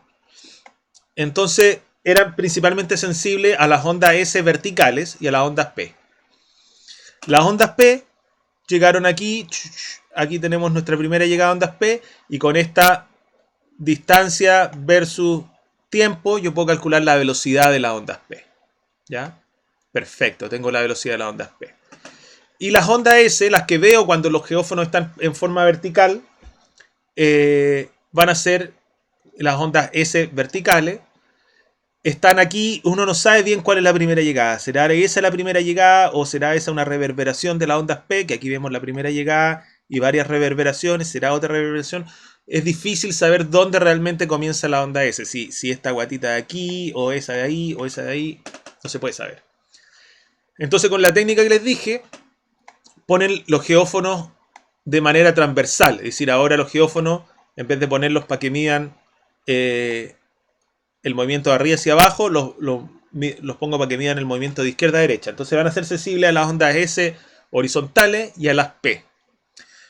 Y si yo hago eso, obtendría un gráfico muy similar a esto. Solamente que estas serían las S horizontales. ¿Ya? Pero si yo hago la idea de generar una fuente para un lado, la idea de generar una fuente para el otro, restarla, las ondas P se cancelan y me queda así mi sismograma. Entonces, toda esta zona de aquí, que se ve que hay unas pequeñas oscilaciones, pero no hay casi nada, son ondas. Ahí estaban las ondas P, pero se cancelaron. ¿Ya? Entonces ahora sí mis ondas SH son visibles muy claramente. Entonces yo puedo saber y puedo ver que la primera llegada no era esta grande, sino que era una que había antes. Y ahora puedo calcular mi velocidad de ondas S. Con la velocidad de ondas S y ondas P, yo puedo ir acá y calcular el coeficiente de Poisson. Entonces con esto tengo, como lo sé para distintas profundidades, ¿verdad? Dependiendo de la distancia del geófono, puedo generar un gráfico de velocidad de onda S y velocidad de ondas P, onda S y ondas P, versus profundidad. Entonces yo veo cómo a medida que vamos bajando, las ondas S se van haciendo más rápidas y las ondas P también se van haciendo más rápidas. Y con esto puedo calcular el coeficiente de Poisson, que me aparece que es un coeficiente bastante bajo, aumenta, interesantemente llega a un máximo a cierta profundidad y después vuelve a disminuir. ¿Ya? Entonces, y lo otro interesante es que también puedo hacer un gráfico de densidad. ¿Cómo obtengo la densidad en todo esto? ¿ya? Y vemos cómo la densidad va aumentando a medida que bajo y cada vez más lento, más lento, más lento, después ya casi no aumenta, que es cuando se transforma esto en hielo. ¿Y cómo puedo yo saber la densidad? Por lo que les comenté antes. Si yo tengo un material único, como el hielo, la nieve en el fondo es hielo, y a medida que la voy compactando, transformando en film, se va aumentando su densidad. Si yo conozco el material, existen ecuaciones empíricas que relacionan la velocidad de las ondas P con la densidad. Entonces, por ejemplo, para materiales como el firn, están estas funciones que permiten estimar la densidad a partir de la velocidad de propagación de la onda sísmica. En el caso del firn, un glaciólogo experimentalista que se llamaba Cohen, espero que se pronuncie así, o Cohen, en 1972 hizo estudios de laboratorio y estableció que la velocidad de las ondas P, la densidad se puede calcular como una función de la velocidad de las ondas P en el hielo, que es una constante, hielo sólido, digamos, 100% hielo sin aire, y la velocidad de las ondas P en un hielo que tiene burbujas de aire, ¿ya? Entonces, nieve, neviza o hielo. Entonces, con esta fórmula ellos pudieron transformar su velocidad de ondas P que habían medido, que tenían aquí la fórmula, en densidad. Y esto es sumamente importante. Aquí vemos también que hay dos líneas, una punteada y una seguida, que depende de si la fuente fue un explosivo o un martillo. Entonces ven que los resultados no cambian mucho si uno cambia la fuente. Cambian un poquito. Y eso es por tema de la estructura de la señal. ¿Se acuerdan que la idea es que la señal sea una delta de Dirac? Si la delta es distinta, si la señal es distinta, vamos a tener resultados un poco distintos. Y aquí yo no tengo muy claro, dependiendo de la deconvolución que ocuparon, cuál pudiera ser más preciso. Entonces, ¿por qué la densidad es tan importante? Porque, por ejemplo, si yo luego aquí paso un radar y veo que hay una capa anual aquí, otra capa anual a esta profundidad, otra a 20 metros, otra a 35 metros, otra a 45 metros. Si yo tengo estas capas de profundidad, yo sé que esto fue la superficie el año pasado, el año antepasado, el año anterior, el año anterior, el año anterior. Si yo tengo la densidad, puedo transformar estas profundidades en contenido de agua. Entonces yo puedo decir, ok, el año pasado cayeron tantos milímetros de equivalente en agua, como nieve. El año anterior cayeron tanto, el año anterior cayeron tanto y el año anterior cayeron tanto. Porque yo sé ya el espesor y la densidad. Para saber realmente cuánta nieve hay ahí, cuánta agua equivalente, necesito saber el espesor y la densidad. El espesor es fácil saberlo con un radar de alta frecuencia, ¿verdad?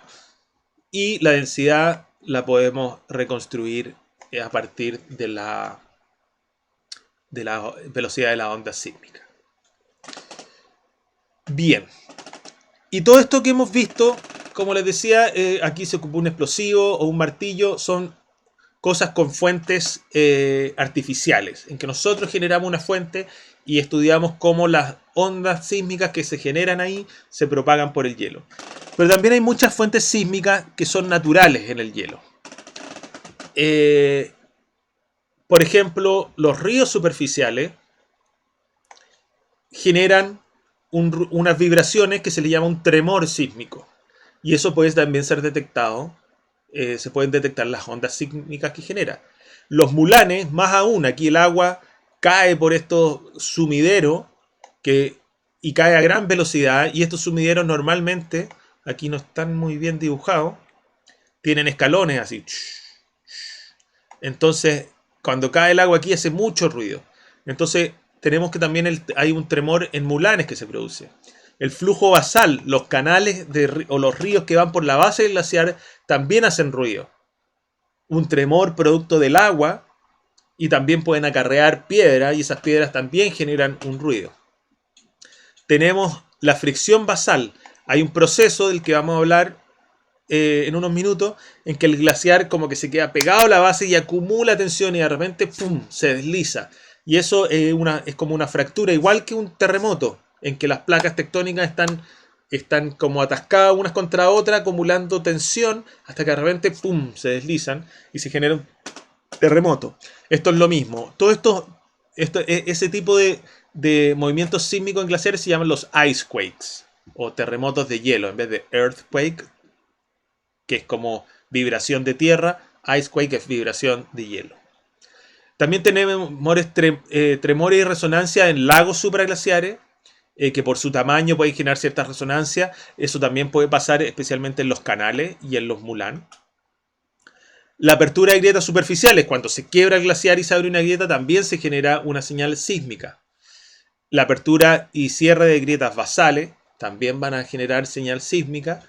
Y, como bien sabemos, gracias a la presentación de Edgardo, el desprendimiento de témpanos, calving, que puede generar onda sísmica a través de muchos procesos diferentes que vamos a estudiar ahora. Entonces partamos por esta idea de la fricción basal, el stick slip. Stick slip significa como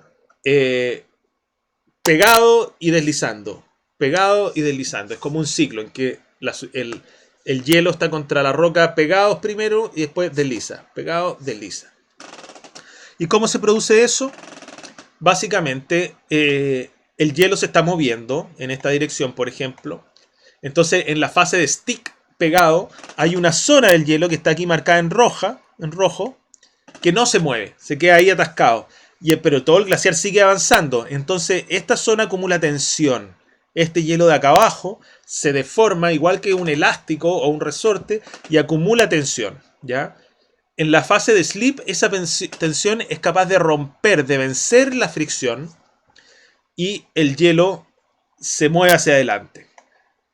El sedimento o la roca que se había movido un poco hacia adelante producto de la presión que le hacía el hielo que estaba atascado y lo trataba de empujar hacia adelante, se mueve hacia atrás. Entonces tenemos esto que el hielo hacia adelante se mueve hacia atrás y el movimiento neto del hielo es igual que al comienzo. En el fondo aquí recupera el movimiento del comienzo, entonces al final del ciclo de stick slip, el hielo que estaba en esa zona se pone al día con el resto del glaciar. Básicamente aquí el glaciar está avanzando a cierta velocidad y una zona se queda atrasada, generando esta tensión elástica.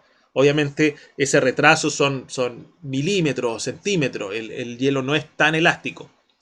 Pero acumula tensión hasta que de repente ¡pum!, se rompe eso, genera esa señal sísmica y recupera lo perdido y se pone al día en la posición que lleva el hielo que está alrededor. Y este es el caso para una interfaz rocosa, ¿ya? En que la mayor parte de la deformación está en el hielo, porque la roca es muy rígida, ¿ya? Entonces la deformación que se acumula en la roca es muy pequeñita. Si se fijan aquí es un poquito comparado con la deformación del hielo. Y también tenemos procesos de stick slip en sedimentos, que son más blandos. Entonces ahí básicamente todo el hielo sigue casi a su misma velocidad y es el sedimento el que se deforma, ¿ya? Y deformar sedimentos, como hablamos hace un ratito, implica aumentar el volumen de los sedimentos. Y ese volumen tiene que ser llenado con algo, ¿ya? Entonces si yo aumento el volumen de los sedimentos, estoy tratando de aumentar el volumen y esos sedimentos van a chupar agua. Pero en ese proceso de que están chupando agua desde el exterior, la presión baja. Entonces se produce como un efecto, como una succión. Perdón. Como un efecto como de succión, en que aumenta el acople, la fuerza normal entre el hielo y el sedimento, porque se produce esta succión. Entonces eso genera aún más acople y los sedimentos en este caso acumulan la mayor parte de la deformación, el hielo un poquito y pasa lo mismo. En la fase de slip, en la fase de deslizamiento, cuando se libera la energía, el sedimento se vuelve hacia atrás para alinearse con su posición normal y el hielo también se endereza y volvemos de nuevo, tenemos desplazamiento total neto de un ciclo completo es 0 en el caso del sedimento. Y en el caso del hielo, lo que sea que se haya desplazado el glaciar en ese tiempo. Entonces tenemos este ciclo de stick slip.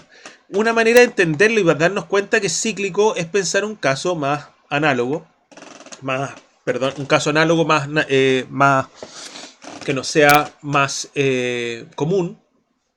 Imagínense que tienen un bloque de cemento agarrado con un resorte, ¿ya? Imagínense primero que tienen un bloque de cemento en el patio de su casa y lo quieren mover, ¿ya? Si lo empujan, van a tener que hacer un montón de fuerza hasta que de repente van a lograr moverlo y van a poder moverlo y desplazarlo. Mientras mantengan esa fuerza, lo van a poder seguir moviendo. Ahora, si en vez de empujarlo con sus manos, amarran un resorte y lo comienzan a tirar, ¿qué va a pasar? El resorte se va a comenzar a estirar, hasta que llega un punto en que el bloque se va a comenzar a mover.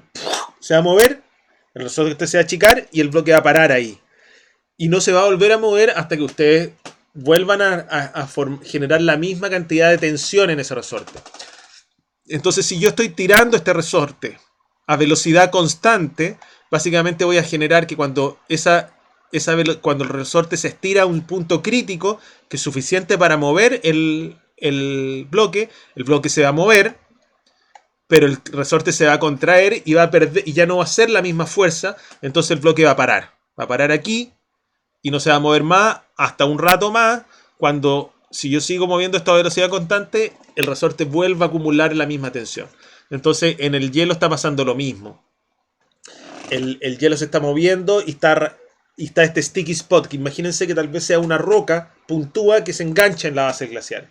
Entonces esta roca puntúa yo la voy a comenzar a tirar, y se va a estirar un poco, se va a deformar el hielo o la roca, se va a deformar levemente, milímetros. Igual estos son toneladas de hielo y que mueven, hacen una fuerza enorme, pero se va a deformar milímetros, tal vez 1 centímetro, y de repente, ¡pum!, se va a romper, ¿ya? Y ese efecto es lo que genera este ciclo de stick slip, que pasa una y otra vez, a medida que si yo sigo tirando este resorte, un poco la idea, imagínense que yo tengo el bloque y tengo una cuerda y yo voy tirando la cuerda, la voy tirando hacia mí, puedo hacer que el bloque se acerque a mí de manera constante, a velocidad constante. Pero si en vez de cuerda tengo un resorte, yo lo tiro, el bloque se va a mover, se va a soltar y voy a seguir tirando y en vez de moverse de manera pareja, se va a mover a saltos, va a avanzar, parar, avanzar, parar. Y esto se puede ver en superficie, obviamente, pero solamente si es muy grande. Voy a hacer una diapositiva más. Básicamente imagínense el caso de que yo tengo aquí una superficie y pongo una piedra, por ejemplo. Y sobre eso pongo una colchoneta de goma, por ejemplo. La misma que ocupo para dormir. Supongamos que esta es la piedra que justo quedó debajo de la carpa cuando fui a acampar. Yo pongo mi colchoneta de espuma. Entonces la colchoneta va a quedar una cosa así, ahí. Si yo toco, se va a notar todavía la piedra, ¿verdad? Entonces, porque esa piedra se deforma un poquito. Si yo pongo una segunda colchoneta de espuma, la deformación va a ser más leve. Y si pongo una tercera colchoneta de espuma, ya la piedra no se va a notar y voy a dormir como un rey, ¿ya? En el caso de un glaciar pasa lo mismo. Si yo tengo una alteración aquí mecánica, producto de que hay una piedra en el fondo del el basamento, digamos, tiene una protuberancia, o porque yo hago una deformación producto de uno de estos procesos de stick slip, esa deformación, si el glaciar es delgado, es bastante evidente en superficie. Pero a medida que el glaciar se va haciendo más grueso, ese efecto que está en la base del glaciar se hace cada vez menos evidente en superficie. Y la velocidad con que eso se va suavizando o haciendo menos evidente es exponencial. Entonces, para observar fenómenos de stick slip en la superficie de un glaciar muy ancho, que está por acá, el área tiene que ser el tamaño del parche que genera esto de stick slip, tiene que ser muy grande, tiene que ser un parche enorme para que genere un efecto en superficie. De la misma manera que aunque yo tenga 3 colchonetas, si yo tengo una piedra enorme, igual con 3 colchonetas yo voy a ver que está esa piedra en superficie, me va a quedar una cosa así, ¿ya? Entonces eso se puede ver en el caso de Antártica, esto en el Williams Ice Stream. Aquí hay una serie de tiempo con GPS. Esto es la superficie. Cada puntito negro es un GPS instalado en la superficie que mide la velocidad con que se está moviendo la superficie del glaciar, ¿ya? Y vemos velocidades de entre 7 y 45 metros por día. Es decir, bien rápido. Y vemos que, por ejemplo, en esta primera etapa, acá prácticamente nada se mueve y de repente de golpe hay una velocidad muy grande. Y esa zona de alta velocidad va bajando y después hay otra velocidad muy grande que también baja y así. Y vemos que el tiempo entre estas vistas, 4,3 minutos, es decir, algo muy rápido. 7 minutos, 11 minutos, hasta 21 minutos. Aquí hay otro ejemplo. Y estos son eventos que están asociados a cambios de marea. Obviamente el cambio de marea genera un cambio en la tensión del glaciar. Entonces si algo está atascado y sube la marea, eso le ayuda a destrancarse y ¡pum! Avanza. ¿Ya? Entonces eso así se ven en marea baja, así se ven en marea alta, pero lo mismo. No tengo casi deslizamiento y de repente ¡pum! De golpe todas las áreas se mueven, cosa de unos minutos, y después de nuevo ya no hay deslizamiento. Pero estos procesos de stick slip se pueden observar en la superficie solamente cuando son muy grandes. Y muchas veces estos puntos de alta fricción, estos sticky spot que se llaman, o puntos pegajosos, puntos de alta fricción, pueden ser muy chiquititos. Y ahí es cuando la sísmica se transforma en una herramienta sumamente útil para identificar dónde están, de qué tamaño son y cómo funcionan. Les voy a mostrar un ejemplo de un estudio en Groenlandia. ¿Ya? En este caso vemos aquí un pedazo de un glaciar en Groenlandia, donde se instalaron todos estos triangulitos, son sismómetros. ¿Ya? Hay una estación de GPS, que está verde de aquí, y hay unos Mulan, unos sumideros. Aquí vemos la foto del Mulan. Mulan, unos sumideros gigantescos. Hay uno ahí y otro ahí. ¿Ya? Y el hielo en esta imagen está fluyendo en ese sentido. ¿Ya? Entonces, con estos sismómetros ellos grabaron las señales sísmicas que escuchaban. Obviamente aparecía el tremor del Mulan y qué sé yo. Pero entre todo eso, podrían identificar una gran cantidad de icequakes, de estos pequeños terremotos, sí, en el hielo, ¿ya? Y aquí vemos en un mapa, el color es la altitud del basamento, es decir, la altitud de la base del glaciar. Entonces aquí estas zonas más bajas, aquí unas zonas más altas, y vemos que, por ejemplo, aquí en esta zona donde el hielo pasa de una zona alta a una zona baja, se producen un montón de estos icequakes. Otro acá, si los vemos en perfiles, por ejemplo, el perfil A va de acá a acá, vemos cómo a lo largo del basamento hay zonas que tienen muchos de estos icequakes, de repente zonas que no tienen nada, y después otras zonas llenas de estos icequakes. En el perfil B, por ejemplo, lo mismo. Hay una zona aquí con muchos icequakes y otras que no tienen prácticamente nada. Entonces estos son, cada uno de estos puntitos azules que hay aquí, chiquititos, son los sticky spots. Si los vemos en el plano, nuevamente en el mapa, este es un mapa, aquí está dirección norte, dirección este. Ahí están los triangulitos de mi arreglo sísmico. Y vemos que ellos detectaron, ahí se me quedó otro, hay otro sismómetro por acá. Ellos detectaron icequake en estas posiciones. Y cada uno de estos círculos tiene el tamaño dependiendo del número de icequake. Entonces, por ejemplo, estos grandes de acá tuvieron más de 1600 icequake en el periodo que ellos estudiaron.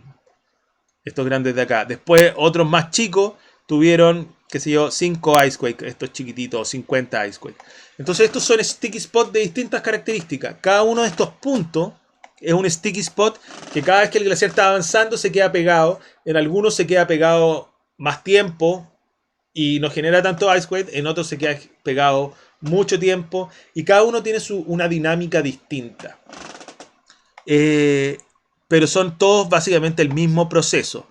El glaciar está acumulando tensión en una zona y eso genera... se genera acumulación de energía elástica, igual que ese resorte del que hablábamos, y cuando esa energía se acumula a un punto suficiente, se rompe ese sticky spot, se rompe esa interfaz y se genera la señal sísmica. Y ellos también estudiaron independientemente cada uno de estos sticky spots, eligieron 4 de ellos. Aquí todos estos clusters que llaman aquí son cada uno de esos sticky spots. Y vemos que varían de distintas maneras. En el gráfico de abajo tenemos la velocidad superficial en verde y el nivel de agua en el Mulan, que está cerca, en azul. Entonces vemos que cada vez que el Mulan se llena de agua, el glaciar se acelera, ¿verdad? Las dos van bastante bien en fase. Y hay algunos sticky spots que reaccionan, por ejemplo, este clúster 3 en rosadito, tiene oscilaciones invertidas al Mulan, es decir, cada vez que la presión en el Mulan baja y el glaciar se hace más lento. Perdón, primero tengo que explicar qué son estos puntitos acá. Los de abajo, el tiempo que hay entre dos Icequake, el tiempo promedio, es decir, el tiempo que pasó entre un Icequake y el siguiente. Y lo de arriba es la magnitud. Entonces, mientras más grande el de arriba, significa que son Icequake de más energía. Entonces, por ejemplo, este, cuando está acá arriba, tiene poquitos Icequake, pero de mucha energía. Cuando está acá abajo, tiene muchos Icequake, pero de poca energía. Entonces, cuando el glaciar se mueve lento, que en estos periodos del mínimo de esta curva verde, que es cuando la presión del agua es más baja también, este sticky spot tiene pocos, pero Icequake, pero de mucha energía. Y aquí se ve la cantidad, el tiempo aumenta. Es decir, como tiene poco, hay más tiempo entre uno y otro. Y cuando la velocidad aumenta, tiene muchos Icequake, pero de menor energía. Ese sticky spot. Pero hay otro sticky spot en que no se ve el mismo comportamiento. En este, por ejemplo, el amarillo, el cluster 2, no se ve ese comportamiento, como que no varía tanto, es más parejo. Y este otro sticky spot es al revés. Cuando la presión baja, disminuye la magnitud de los Icequake, pero se hacen más frecuentes. Disminuye el tiempo entre uno y otro. Entonces cada uno de estos sticky spots tiene una dinámica distinta y entenderlo es fundamental para saber cómo se mueve el glaciar, cómo va a reaccionar el glaciar a que haya más agua, por ejemplo, producto del cambio climático, o cómo va a reaccionar el glaciar cuando sea más delgado, o cómo reacciona el glaciar a las mareas, o cómo reaccionaría diferente si es que las mareas cambian porque el glaciar retrocede en un fiordo, etc. Bueno, ¿qué otra sísmica pasiva podemos hacer? ¿Qué otras fuentes? La otra fuente de la que hablamos y la que Edgardo nos dio una hermosa charla es la fuente de los desprendimientos de témpanos o calving. Entonces, básicamente, uno tiene que, cuando... ya les voy a explicar lo que es esto de acá abajo, pero es similar a los radargramas, pero en frecuencia, lo voy a explicar en un minutito. Pero aquí quiero que nos concentremos por ahora en que el color rojo significa que hay más energía y en el sismograma, esta señal sísmica que está acá. Entonces, básicamente lo que tenemos que cuando se desprende un pedazo de hielo, como este de aquí, cae el agua y genera una señal sísmica, ¿ya? Y esa señal sísmica nosotros la podemos medir. Y dependiendo del tipo de la física del proceso que generó esta señal, yo puedo saber características acerca de ese proceso. En este caso yo podría saber tal vez el tamaño del témpano. O desde qué altura cayó. Y todas esas cosas. Y hay muchos motivos. Entonces aquí en un momento produce mucha energía. Cuando recién se desprende hay muy poquita energía. Casi no se distingue de la base. Y en un momento, cuando choca en el agua, que es por acá, hay un poquito más de energía, pero no mucho. Y un poco después hay un montón de energía. Ya vamos a ver más en detalle ese proceso. Pero los desprendimientos de témpano pueden generar, o calving, pueden generar fuentes sísmicas de distintos procesos, a través de distintos procesos. Uno, como hablamos, el fracturamiento. ¿Ya? Cuando se fractura, eso genera una onda elástica, una onda sísmica. Cuando impacta con la superficie, es otra manera en que se produce una onda sísmica, el golpe del hielo contra el agua. Por desprendimiento, flotación y rotación, esto es muy común, esto es lo que nos habló Edgardo. Es muy común en los grandes plataformas de hielo que tienen estos témpanos tabulares gigantescos que se desprenden y como están flotando, al desprenderse tienden a veces a subir un poco y rotar, y al rotar golpean el glaciar. Entonces eso es lo que nos habló Edgardo en su presentación. También porque cuando se desprenden generan fluctuaciones, el cambio de estrés en el hielo En el fondo el hielo te está sosteniendo este tremendo iceberg y se cae. Ese cambio de estrés genera fluctuaciones de presión en los conductos basales y eso también genera una señal sísmica. O la hidrofractura y resonancia en grieta. Hidrofractura, para los que no se acuerdan del curso de geología, de glaciología, perdón, es que si yo tengo esta grieta, por ejemplo, se llena de agua hasta arriba. Está llena de agua hasta arriba. Déjenme llenarla de agua. Ahí. Si va a ese caso, acuérdense que el agua es más densa que el hielo. Entonces, aquí en el ápice de la grieta hay más presión, porque aquí hay mucho más presión de la que el agua hace mucho más presión en este punto que el hielo, porque el agua es más densa. Entonces, eso hace que la grieta se fracture. Si yo tengo un río que pasa por acá y que me mantiene esta grieta siempre llena de agua, esa fractura se va a propagar y puede propagarse súper profunda. Eso se llama hidrofractura. Y es uno de los procesos importantes, se cree, en la fracturación de las plataformas de hielo y la generación de iceberg y de cualquier glaciar que tiene calving, que son los glaciares terminados en lago o en el mar, lo que se llama...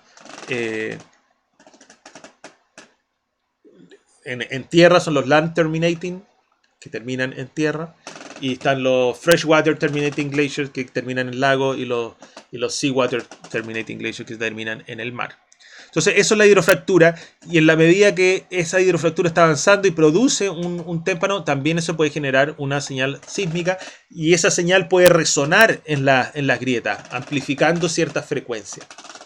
También está la interacción con la melange. La melange es cuando todos estos témpanos que están llenos, el agua frente al glaciar, producto de estos calving, se llena de témpanos de hielo y genera al final una cobertura de témpanos de hielo, que en invierno se puede congelar y generar una verdadera costra de hielo mezclada con témpanos. Eso es una melange. Melange significa en francés una mezcla nomás. Entonces, esa mezcla de cosas. Entonces, cuando, por ejemplo, si un témpano cae sobre la melange, obviamente va a generar una señal más fuerte porque ya no está golpeando el agua, está golpeando el hielo y genera otra cosa. Y lo otro son los Worthington Jets, que son bien interesantes porque pequeños eventos pueden generar señales muy intensas. ¿Cómo funciona esto de los Worthington Jets? Básicamente tenemos, si un témpano de hielo cae al agua, aquí este sería mi témpano de hielo, cae al agua, el impacto genera una señal sísmica, ¿ya? Pero después se comienza a hundir, ¿ya? Y alcanza a cierta profundidad donde la fuerza de flotación logra frenarlo y genera básicamente un cilindro o un conducto, una cavidad, le podemos llamar, de aire dentro del agua, dentro del lago o del mar. Y esa cavidad, cuando comienza a colapsar y en un momento se pincha, se cierra, y ese proceso genera un chorro de agua que sale para arriba, que esos son los Worthington Jets. Y ese chorro de agua, ese proceso de colapso, genera un chorro de agua que sale con mucho más fuerza y mucha más velocidad que con la que cayó el témpano de hielo. Y como que se concentra la energía ahí y produce una señal sísmica muy potente. Vamos a ver un pequeño video ahora que habla de esto. ¿Dónde está el video? Acá. Entonces aquí dice que es todo acerca de cómo el hielo golpea el agua. Entonces que se fijen ahí hay un pedazo de hielo que se desprendió, se cae, se mete en el agua, salta un poco de agua, ¿ya? Y se crea esta columna de aire bajo el agua. Y ahí está el Worthington Jet. Esa columna colapsa y manda este jet de agua hacia arriba, que genera una señal sísmica muy potente.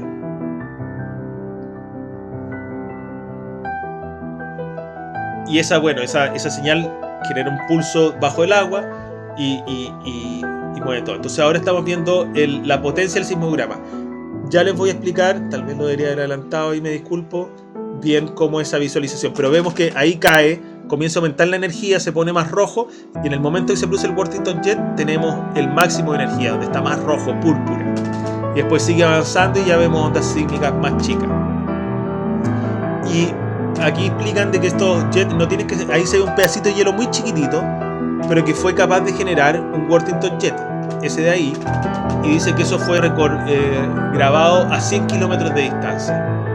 ¿Ya? Entonces estos Worthington Jets, si es que se forman, generan señales sísmicas súper potentes.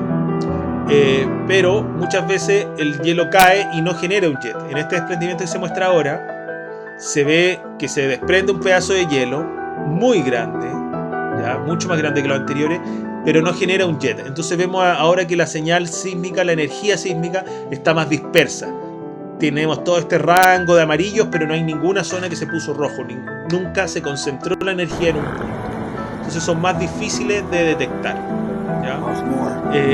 Aquí vemos ahí nuevamente un témpano cayendo, y en este caso sí se produjo un pequeño jet. Entonces es un proceso bien interesante, y una señal sísmica muy potente.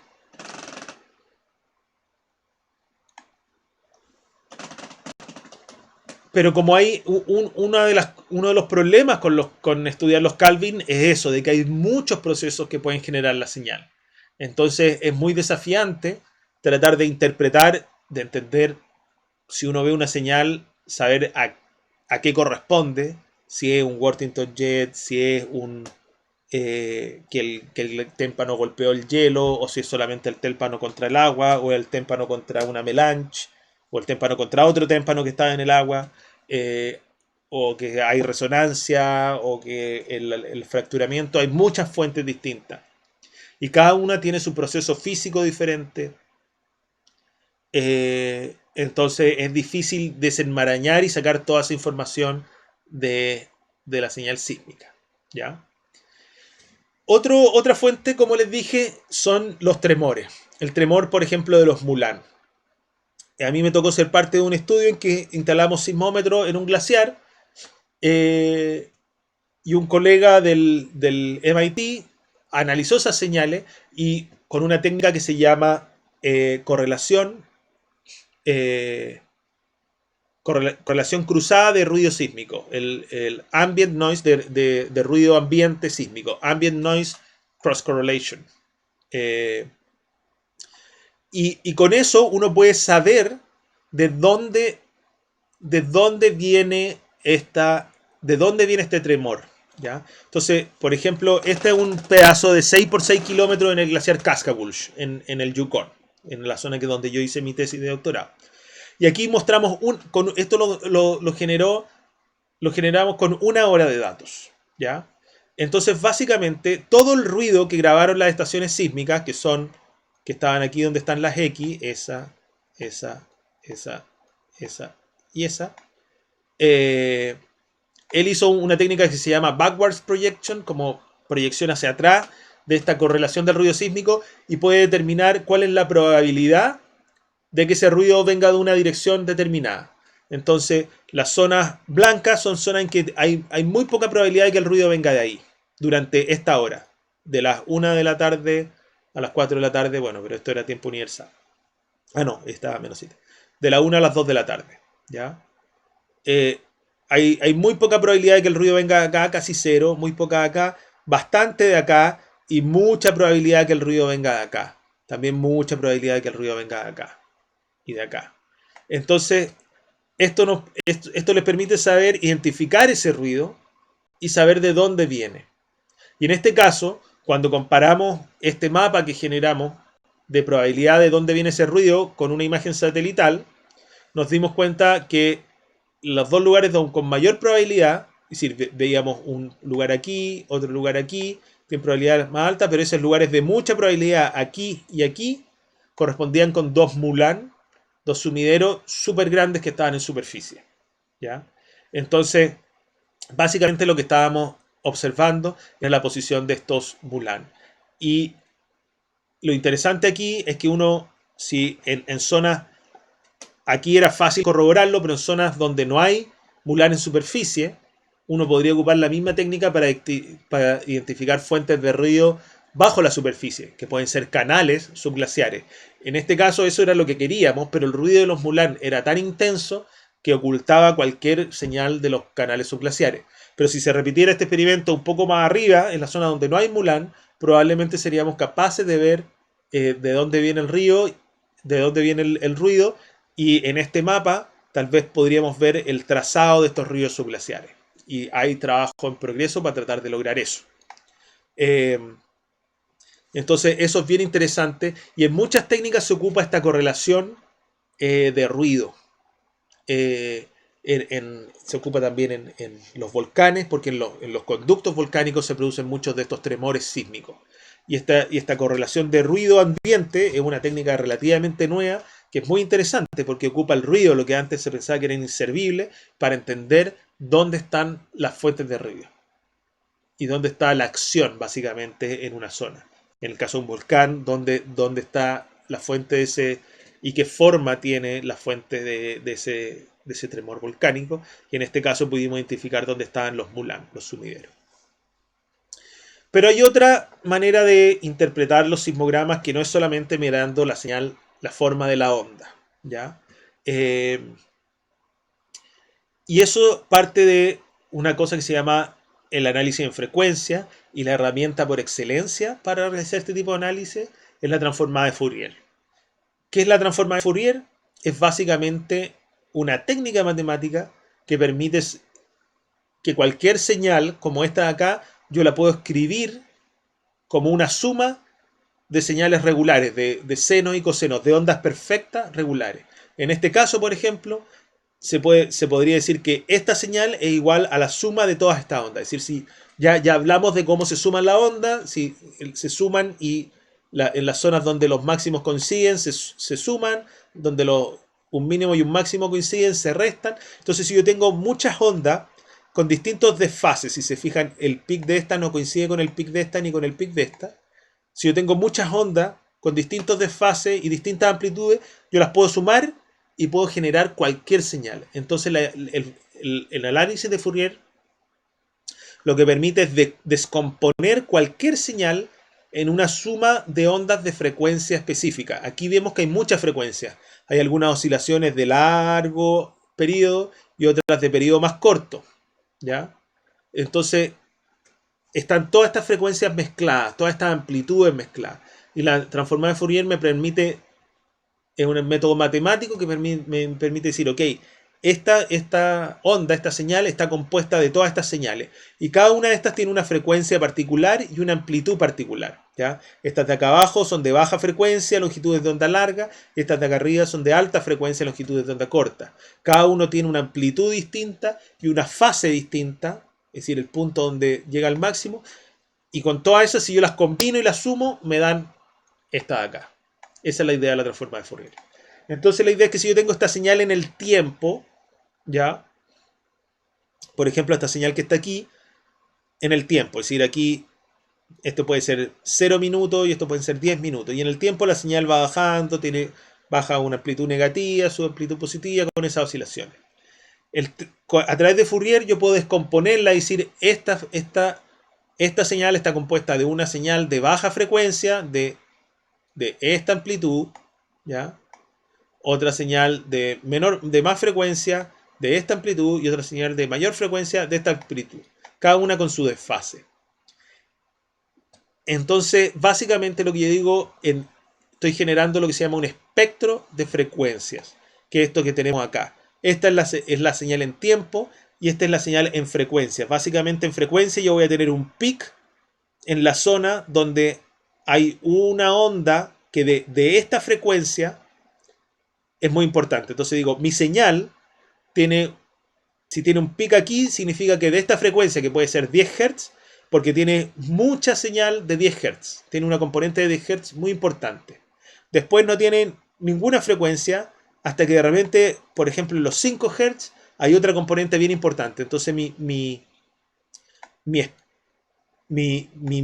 señal en el espacio de frecuencia va a mostrar una serie de pics, aquí, aquí y aquí, que corresponden a las señales que componen la señal, a las ondas que la componen. En este caso, si es que efectivamente esta señal es la suma de todas estas de abajo, el espectro de frecuencia de esta señal tendría un pic en la frecuencia de esta, otro pic en la frecuencia de esta, otro pic en la frecuencia de esta, otro pic en la frecuencia de esta, y así. Y cada pic tendría una amplitud proporcional a qué tan importante es cada una de estas frecuencias en recomponer o en constituir esta señal.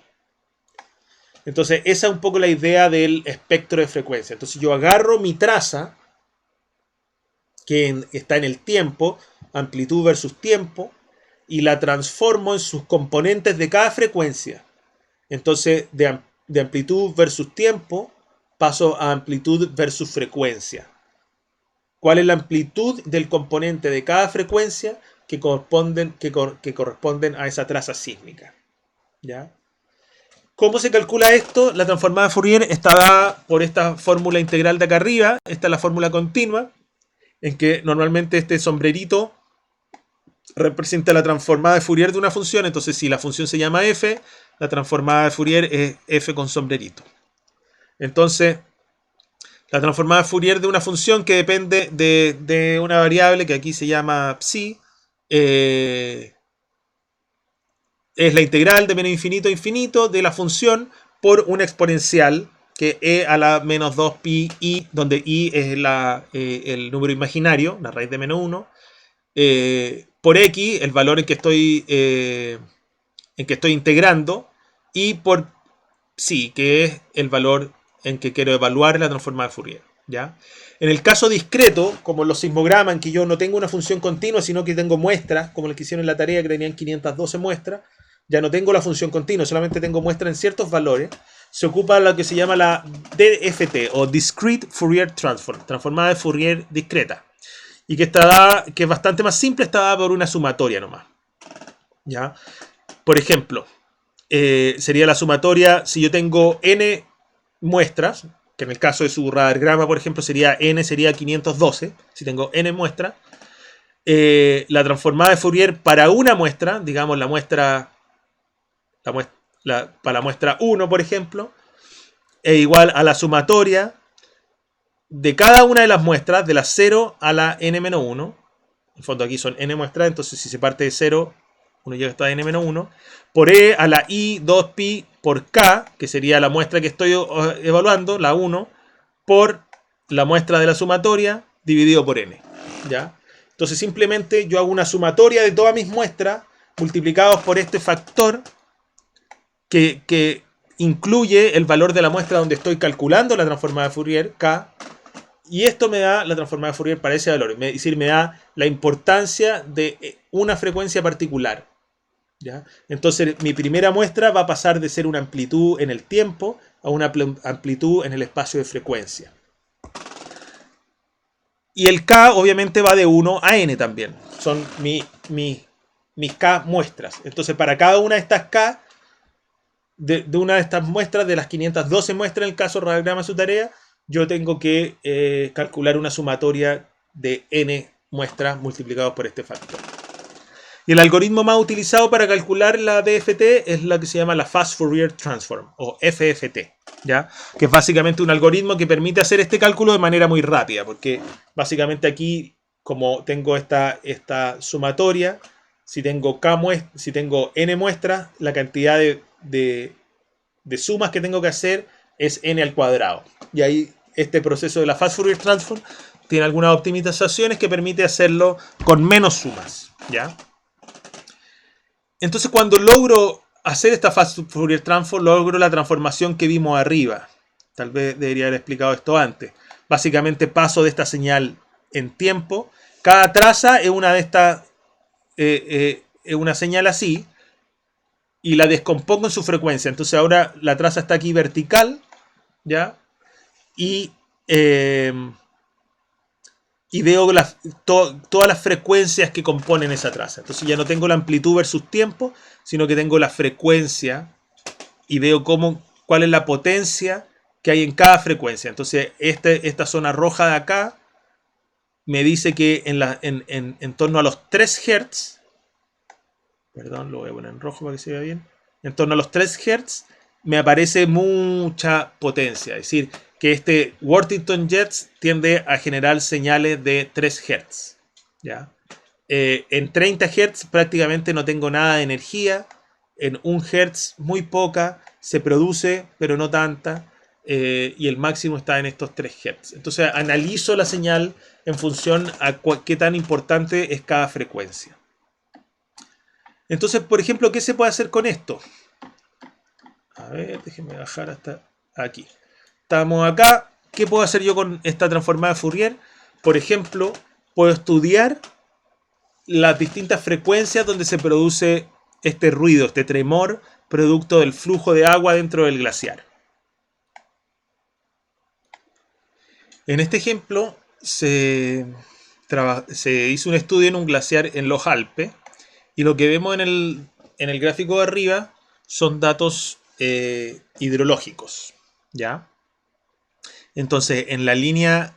y esto era básicamente un glaciar que tenía un lago arriba, que estaba represado por el glaciar y que se vaciaba por un proceso que se llama los Yucalab, que el agua encuentra un ducto en el glaciar.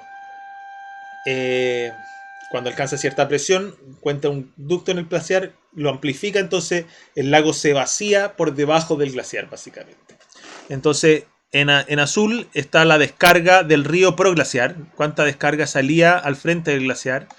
Después en naranjo está la columna de agua en el lago, ¿ya? Entonces aquí se ve el momento en que el lago se vacía, ¡pum! Y en la línea esta de acá abajo, estas rayitas son precipitaciones. Es decir, aquí hubiera un poquito de lluvia, un poquito de lluvia, un poquito de lluvia y así. Entonces, déjenme limpiar eso. Y acá tenemos el espectrograma de la señal sísmica que se midió. En el fondo, en vez de tener amplitud versus tiempo, tengo la frecuencia, el espectro de frecuencia versus tiempo, ¿ya? Entonces nuevamente cambiamos nuestras trazas, que eran estas rayitas así con la señal, por otra rayita similar, pero que ya no tiene la amplitud de la señal, sino que lo que tiene es el contenido de frecuencia. Entonces aquí está, cuando es grande, baja la rayita acá, o sería un tono azul en este mapa, es porque tiene poca en este rango de frecuencia, y si tiene mucha, tiene una rayita. Entonces básicamente, en este ejemplo, el sismograma parecería así como que tiene poca energía aquí, y de repente aquí, pum, tiene así, y aquí de nuevo, y aquí aumenta, y así, ¿ya? Entonces, veamos qué se puede ver. Aquí, en esta zona del radiograma, por ejemplo, se ven estas bandas de ruido, que son ruido antropogénico. Es decir, hay mucha señal en ciertas bandas de frecuencia, como esta línea que se ve a lo largo de todo el espectrograma, que es un ruido antropogénico. No especificaban en el paper qué era, pero puede ser, por ejemplo, un generador eléctrico que está funcionando en algún lugar cercano y que genera ruido en esa frecuencia. O muchas veces en los estudios de sísmica, tú tienes un ruido que te generan las corrientes de electricidad. Los postes de electricidad tienen corriente alterna a 50 Hz, y eso genera también una señal sísmica, porque hay una vibración. De hecho, si se han fijado, a veces uno se acerca a las torres de alta tensión y hasta se escucha bzzz, una vibración así, que se tiene la misma frecuencia de la electricidad. En otras zonas se ve el tremor, aquí entre el día 2.13 y 2.16, que es como por acá. Aquí está amplificado un poco. Se ve el tremor de un Mulan, que tiene pics súper claros en 3 frecuencias aquí. Uno ahí, otro ahí y otro acá, ¿ya? Y después, al final, se ve el drenaje del lago, ¿ya? Todo este ruido grande en un rango grande de frecuencia es el drenaje del lago, que en este periodo acá. Entonces, todo este ruido, todo ese tremor, está generado por el agua que fluye a través de los conductos subglaciares que vaciaron el lago. Lo interesante, y aquí es cuando yo les hablaba de que en sísmica se encuentran algunos resquicios, digamos, para poder extraer información de los sismogramas, que son súper interesantes, es que el ruido que genera un canal que está lleno de agua, como si en la base de mi glaciar, este es el hielo, si el conducto está totalmente lleno de agua, va a haber cierta... Si aumenta la descarga, tiene que aumentar la presión. Si yo tengo el mismo tamaño del conducto, si yo tengo un tubo de cierto tamaño y quiero que pase más agua, tengo que meter agua a más presión, ¿verdad? Entonces aquí la descarga y la presión tienen cierta relación. Pero si el conducto no está lleno, si queda un poco de aire, yo puedo aumentar la descarga simplemente subiendo el nivel del agua, pero la presión no cambia en nada, ¿ya? Entonces, variando el nivel del agua, va a aumentar la descarga o disminuir la descarga, pero sin cambios de presión. Y eso va a generar señales sísmicas distintas. Entonces, se ha estudiado y se ha podido demostrar analíticamente, y después los datos parecen corroborarlo, de que la potencia sísmica tiene una relación con la descarga en que es proporcional a la descarga a una potencia de 14 tercios, ¿ya? Que es una pendiente más o menos así. Entonces, cuando el conducto está lleno, tenemos que la descarga va a ser proporcional a la potencia sísmica a la 14 tercios. Pero cuando el conducto no está lleno, está medio vacío, la potencia sísmica va a ser proporcional a la descarga a la 5 cuartos. Entonces, estas dos líneas tienen pendientes diferentes, ¿ya? Entonces, si yo estoy viendo un proceso de descarga con un conducto que está lleno, yo ploteo, grafico la descarga relativa respecto a la potencia sísmica, todos los puntos deberían caer en una línea con esta pendiente. Pero si la descarga se está sucediendo a través de un conducto que está vacío, todos los puntos deberían aparecer a lo largo de una línea como esta, con una pendiente distinta. Y efectivamente, eso se pudo observar. Se ha observado en varios glaciares, en el Lemon Creek, en este de los Alpes, que ya se me olvidó el nombre. Y aquí vemos en el gráfico de la izquierda, vemos en negro la potencia sísmica y con colores el valor de la descarga, ¿ya? Y el color va cambiando con el tiempo. Y si hacemos el gráfico de potencia sísmica versus descarga relativa, vemos que la pendiente de los 14 tercios es esa pendiente de las líneas rojas. Y la pendiente de los 5 cuartos es esta pendiente de las líneas negras. Y vemos claramente que nuestros datos se tienden a acumular en dos grupos. En este periodo, que son los puntos oscuros, que están aquí al comienzo, entre el día 209 y 220 más o menos, siguen el comportamiento de los 5 cuartos, es decir, de que el canal estaba 5 cuartos, que el canal estaba vacío, ¿ya? Y después los puntos más brillantes siguen el comportamiento de los 14 treceavos, de los 14 tercios, perdón. Estos de acá. Voy a cambiar el color. Estos de acá. Entonces quiere decir que durante este periodo final el conducto estaba lleno. Y así se puede entender. Ahí tal vez me confundí, porque yo creo que en el periodo final debe haber estado vacío, entonces tal vez me equivoqué aquí con estos dos. Pero bueno, ese detalle lo puedo aclarar cuando nos juntemos a conversar, me voy a fijar bien.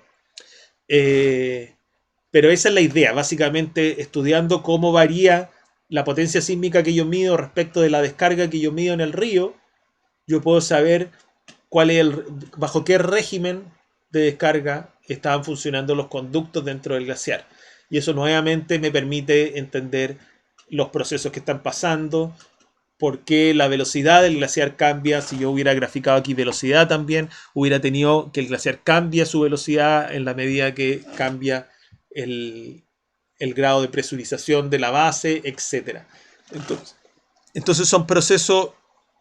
Nuevamente, yo puedo ocupar una señal sísmica para entender procesos subglaciares, tal como lo hice con el Sticky Spot y con el tremor de los Mulanes. Y bueno, eso sería la clase de sísmica. Ahora vamos a ver las presentaciones de este miércoles de Galo y Carolina. Y después el viernes vamos a terminar el curso con un módulo de gravimetría, ¿ya? Entonces, eso sería por ahora. Acuérdense de anotar las dudas que tienen ahora. y para que las conversemos este miércoles. Nos vemos.